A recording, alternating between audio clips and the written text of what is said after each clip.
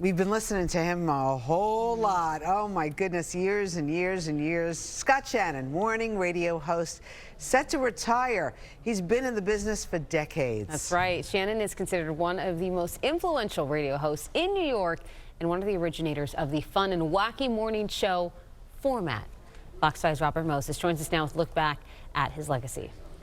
Bianca and Rosanna, Scott Shannon has been part of the fabric of New York radio for the better part of 4 decades. Morning Drive won't sound the same without him.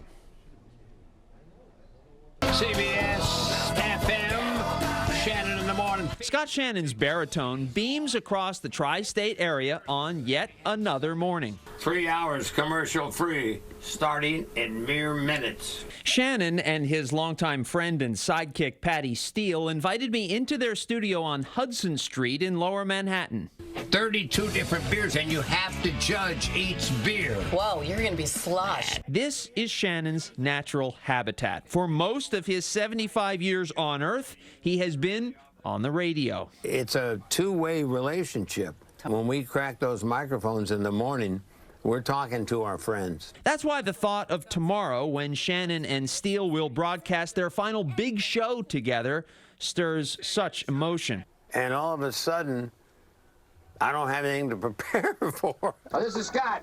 Is it? Yeah. Oh, it doesn't sound like you. Where'd you come in for the community bulletin board? Yeah.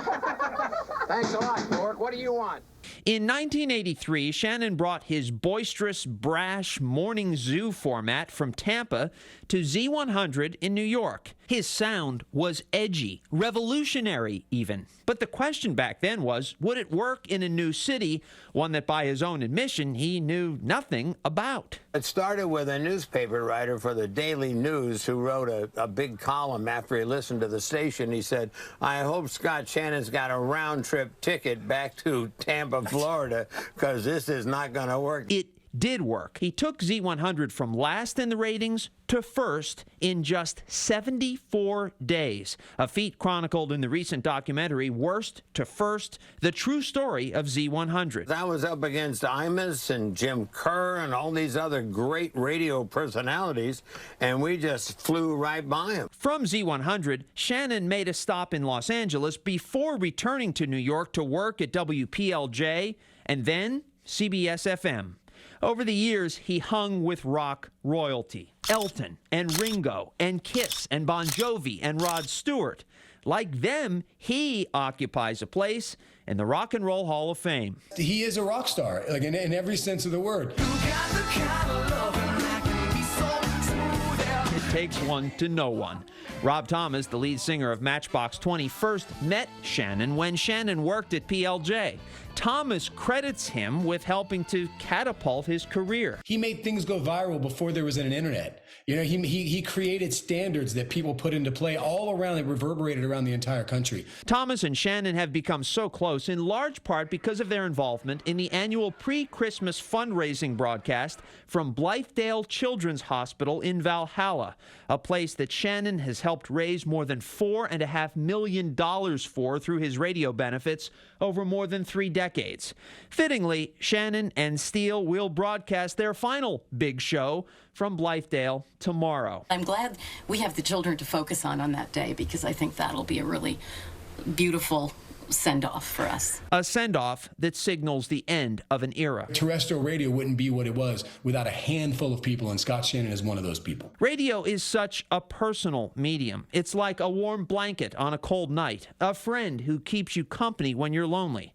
So what happens when that friend leaves? One guy wrote and said, you know, you have become such a friend to me over the years. I don't want to lose my friend. Would it be okay if I reached out to you occasionally on Facebook?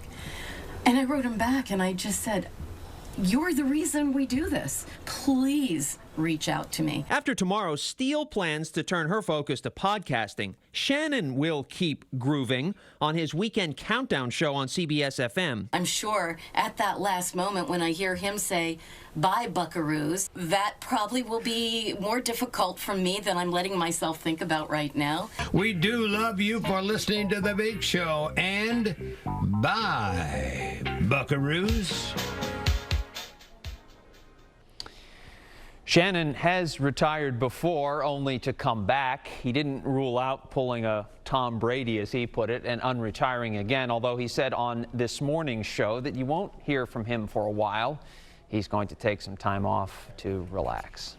Bianca. Wow. Okay. Certainly brings deserves back it. a lot of good memories. All Rosanna, right? he said to say hello to you. Yeah, please give him my best. Scott, if you're watching, congratulations. Yes. Good luck on the new chapter. And enjoy your time off, because I know that's probably much needed as well. Robert, thanks so much.